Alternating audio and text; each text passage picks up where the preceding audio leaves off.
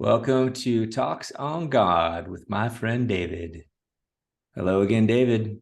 Hello, my friend. Today I'd like to talk about perfect detachment. Gives you perfect peace, and how I can apply that on just a regular basis for optimal life. And in particular, what's the difference between detachment and unattachment? Like, I don't care about anything versus detachment. I care about stuff. I'm going from stuff, but the stuff isn't me like that. Well, that's a What is good that? question. Yeah, that's a good question. So, uh, I don't know if detachment, unattachment are different, but I understand what you're saying. One is where you don't really care. Uh, so, so in a sense, you're not attached because you don't care. Yeah. The other one is you care, but you're not attached Yeah. to the outcome. So Yeah. I think for me, the best way to practice detachment, because you got to think what causes attachment, right? Mm-hmm. What causes attachment? I think it's something you value, and there's fear of losing it, right? Yeah. So that's covers a lot of the human experience. We're Yeah. always wanting to, once we're looking for someone we really like, and once we get it, then we guard it jealously. That's sometimes that's the whole thing. Yeah, that's a huge source of suffering, right? What did Buddha say? Buddha said the main source of suffering in human life is attachment. So you can be attached to people, you can be attached to objects, you can be attached to outcomes. So to me, then the source of attachment is valuing something you believe you can lose. So how do you remedy that? Not caring isn't really detachment. You just, if you're a person that cares about nothing, I think you lead a pretty bland life. And I don't know if it's even possible. I don't know how you can become so profoundly uncaring about everything that nothing matters to you. I guess that's, Yeah. I can't imagine how you get there, but I guess you could. So to me, the best way to go about it is to contemplate the fact that this is all one. Mm. So let's just say it's a person you love dearly and you don't want to lose. Well, who is that person really? But an aspect of God. And if that person's an aspect of God, how can you lose God? Mm-hmm. It's part of you.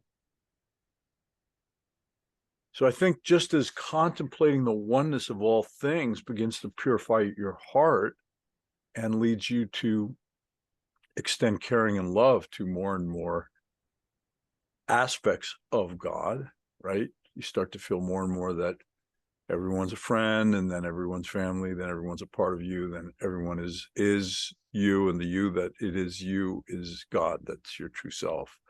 So I think as you begin to contemplate the concept that everything is a piece of God, then you don't have to hold on to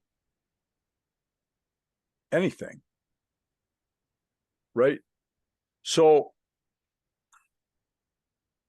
I think with people, then you have to realize that all these forms, these individualized aspects of God, are temporary. And the trick is to not be attached to the form so much as the essence.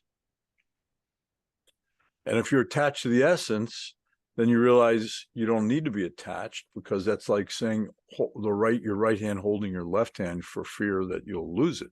Mm-hmm. If you saw somebody holding their hand and you go, well, what's wrong with your hand? You go, well, I really love my right hand. I'm afraid I'm going to lose it. You go, you're a Mm-hmm. moron. It's attached. It's part of you. How can you lose it unless someone chops it off? Right. So I think it's the same with our loved ones. If you realize that the essence of your loved ones are God, which is your very own essence, so it can't be lost to you. But form can be lost. But that's the what my teacher talked about. He goes, the root of all fear is the belief that you are this body. Right. Mm-hmm. So once again, becoming attached to the form and not realizing it's not the essence. Right. So I think you got to work on that, especially with loved ones. They're a piece of God. And I mean, if you're a parent, you watch the body change. They go from a baby to a toddler to a little kid to a big kid to a grown up, if you get old enough, an older person. So that form is temporary. It's temporary. It's constantly changing. It will only last a little while. But the essence of that being. So the ego, it tries to trick us, right, to stay separate, and either stays in the past with regret and the present with shame, or or the future with fear, and we're getting pulled all over the place. And to realize I'm not a body, I'm not separate, I'm not special in that way, like special little me, Yeah. is a way to get out of that whole game. But it's that's pretty tricky, because that seems to be most of everyone's game that we're all playing. At a certain point, it's kind of the grace of God to even want to get out of the game, if that's the Well, only game. first of all, you gotta have to want to get out of it. I mean, until you want to get out of it, you're in the game. Yeah, And, so and that's it's what I mean. Like that's yeah. And it's only when you start getting a little inkling of the great beyond, that there's a much bigger reality behind this apparent reality. It isn't until you start to have that inkling that you then start to seek to look behind the curtain to see, the Wizard of Oz working the levers. yeah, So, and that may take millions of lifetimes to get to the point where you even seek it. And yeah, or maybe you might be curious, but you're not really seeking it. So it's just a little part-time gig that once in a while you dabble in metaphysics, and because you want to talk to people and sound trippy and be admired. I mean, but none of that's going to work. So it has to be a sincere longing, for, lack of a better term, a greater understanding of truth, or a greater awareness of the creator. I mean, however it strikes you, it could be that just this whole reality starts to strike you as unreal, and it drives you crazy, that you just have this, well, it's like in the Matrix. It's the first meeting. I don't know if it was with Neo meeting who he was, but they go, haven't you had the feeling that something's not right, that there's something else going on? Yeah. mm-hmm. So, I mean, you really got to get to the point where, and I guess for some people, maybe just profoundly disappointed in life, that they just have always suspected that life can be so much more, but life is flat and dull, and they're just so disappointed. I remember one monk from Self-Realization Fellowship, Yogananda's organization. He goes, I just got to the point where I felt like life was a dirty gyp. He was an older guy. Just felt like life was just a complete waste of time, and that he just felt like he's just being cheated. So, I mean, I think that's what it is. Until you're no longer satisfied in the Matrix, why would you look for something beyond the Matrix? And to try to force other people to wake up, where it's like, don't you realize, it's like, stop it. That's not fair. It's not right. It's not kind. You let people live at whatever level of reality they want to live at. And if they approach you and ask or something, okay, you can answer. But even then, you may not have the right to go beyond their question. It might be like, where's the bathroom? Oh, it's over there. Okay, thank you. Rather than, where's the bathroom? Well, did I talk to you about plumbing and the different types of sinks there are and faucets. It's like, dude, where's the bathroom? Right. So, and I used to be incredibly obnoxious in that sense because it just drove me nuts. I wanted to know more about the real meaning of life and all that. And so I would try to engage people in that conversation. It's like, David, just leave us alone here. Have a beer, shut up, watch the game, And it's like, I thought everybody felt the same way I did. And then when I realized they didn't, I was a little jealous, actually, because it was driving me crazy. It was driving me I was drove me crazy, right? And then so when I realized everybody didn't feel that way, I was jealous for a while. I thought, well, what would that be like to just be able to drink that beer and watch the game, and and you're fine. But but I couldn't quit, and I finally found my answers, and then I'm so grateful that I didn't stop. I think it's like symbolic of the story of the Jews imprisoned in slavery in Egypt. They didn't want to be slaves anymore, so they headed out into the desert. But a lot of them, just a few days out, they're going, you know what, this sucks. I'd rather go back and be a slave in Egypt. So it's one of those things. Unless you really, really seek to reach the land of milk and honey, then you're just, and I was in the desert for most of my life, just just miserable.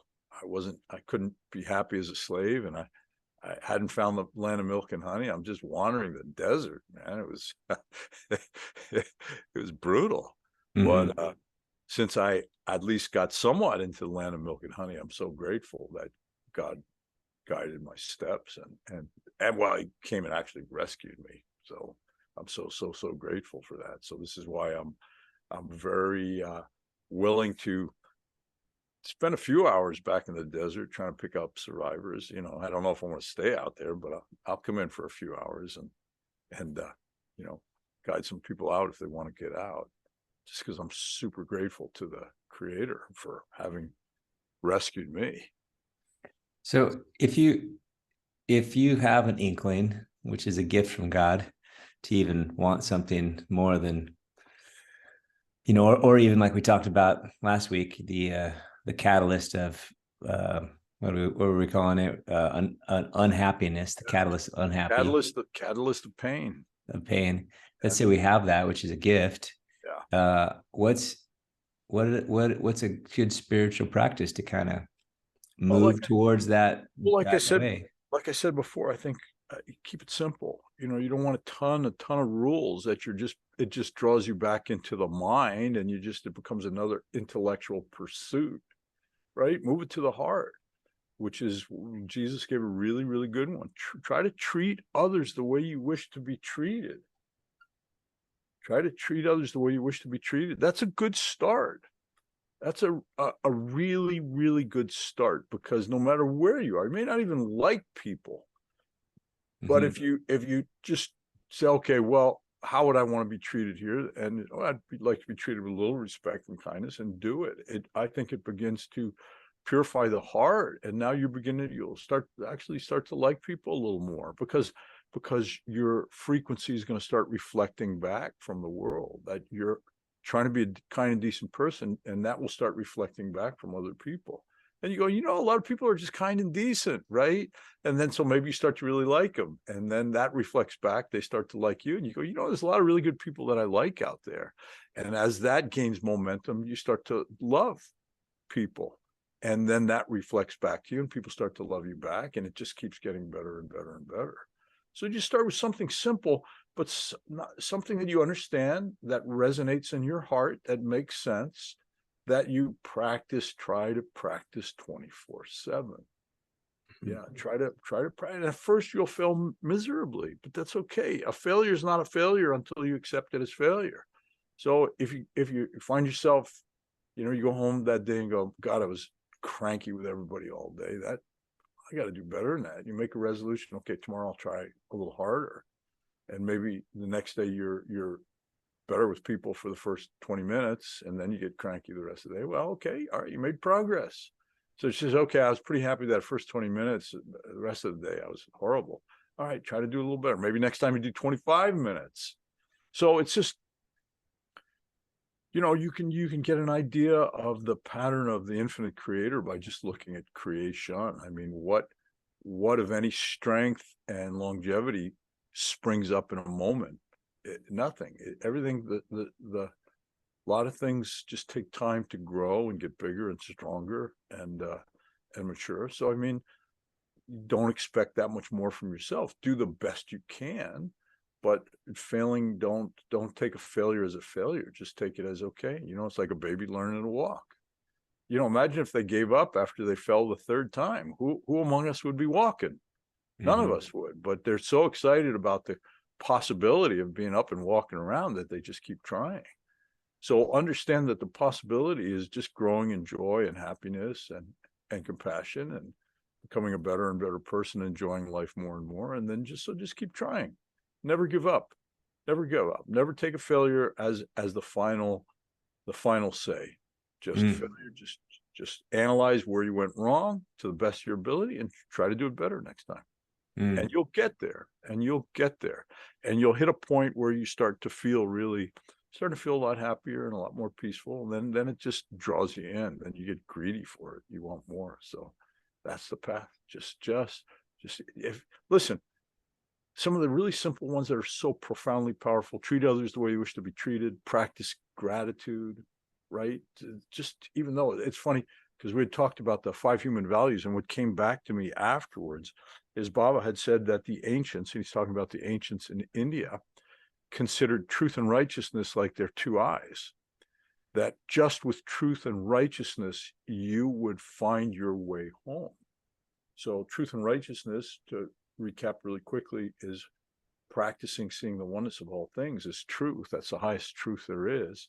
And righteousness is, as your heart is purified by practicing the truth, you try to act from the promptings of your heart, which is divinity starting to move through you.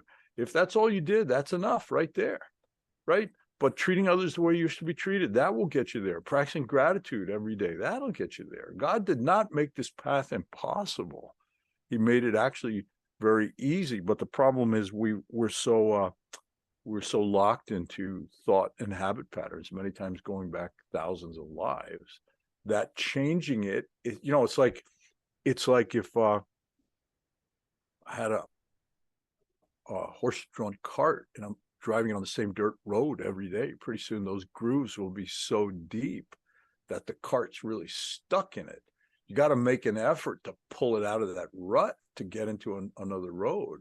So that's kind of how patterns and behavior is. It's not that it's hard. It's just you've cut grooves so deep that it's going to take an effort at first to pull it out of those ruts. But even the smallest effort starts to pay off in buckets. And once you get off that negative path that you've been on for lifetimes, and you start experiencing a little more peace and joy, you go, yeah, this is really good. It's worth whatever effort I need to put in. But I hear people say, oh, well, that's going to be a lot of work. I said, there's nothing harder than living a normal life with all these ups and downs and disappointments and sadness and resentments. That's horrible. Or it's going to take too long. But the reality is, it's unfolding anyway, whether we make the intention or not. The illusion of time is unfolding anyway. Time is unfolding. Yeah, that's exactly right. It's like when you're trying to get a degree that's going to take you 5 years in school. Well, it's like, oh my God, that's 5 years. Well, hopefully you'll be alive for 5 years anyway. You might as well have something of value after 5 years than nothing. Yeah. So, but I can promise you this: even the smallest effort in this direction, you begin to feel the change. If you're not feeling the change right away, then you don't quite understand it. It's really simple, and it really starts to work right away, at least to some degree. I'm not promising bliss in the first half hour of your practice, but I'm saying you can just feel a little more peace and a little more happiness when you start to practice these things. So that'll give you don't have to take my word for it. You don't have to take it on faith. You don't have to wait till you die to see whether this is true or not. You'll find that in a short period of time of starting to treat people the way you wish to be treated, you will immediately start feeling a little better.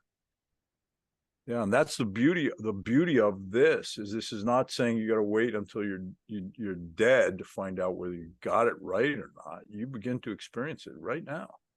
Right now. To me, heaven is a state of harmony with your higher self. So you don't have to be dead to experience heaven, just as you don't have to be dead to experience hell. Just look around you. You see people you see people in heaven, you see people in hell while they're in this physical body. Yep, and it rolls back around to that first comment about being unattached of the outcomes, because if I'm going to do things just from the promptings of my heart, then it doesn't matter how people react to them. Yeah, all these things are just, if you start to put them all together, they're all just ways of awakening.